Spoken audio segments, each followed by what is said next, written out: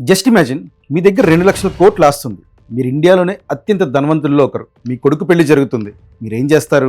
బంగారు పళ్ళాల్లో భోజనం పెడతారు, హెలికాప్టర్లో భారత్ చేస్తారు, ప్రపంచం మొత్తం అదిరిపోయేలా ఖర్చు చేస్తారు, అంతే కదా. కానీ ఈ కథలో హీరో అలా చేయలేదు. ఆయన తన కొడుకు రిషద్ ప్రేమ్జీ పెళ్లిలో వచ్చిన అతిథులకు భోజనం పేపర్ ప్లేట్లలో పెట్టారు. అందరూ షాక్ అయ్యారు. ఏంటి సార్ ఇంత పిసినారితనం అని చెప్పి అడిగారు. దానికి ఆయన ఇచ్చిన ఆన్సర్ మీ కళ్ళు తెరిపిస్తుంది. స్టీల్ ప్లేట్లు కడగడానికి నీళ్లు వేస్ట్ అవుతాయి, ప్లాస్టిక్ వాడితే భూమి పాడవుతుంది. నా దగ్గర డబ్బు ఉంది కదా అని చెప్పేసి పర్యావరణాన్ని నాశనం చేసే హక్కు నాకు లేదు అన్నారు. ఆయన ఫారెన్ కి వెళ్తే 5 స్టార్ హోటల్స్ లో ఉంటారు, కంపెనీ గెస్ట్ హౌస్ లో ఉంటారు. ఫ్లైట్ లో వెళ్తే బిజినెస్ క్లాస్ లో వెళ్ళరు, సామాన్యుల ఎకానమీ క్లాస్ లో మన పక్క సీట్ లో ఇరికిరికి కూర్చుంటారు. ఎయిర్పోర్ట్ నుంచి రావడానికి బెంచ్ కార్ వాడరు, ఒక్కోసారి ఆటోలో కూడా వచ్చేస్తారు. ఎవరైనా పిసినారా?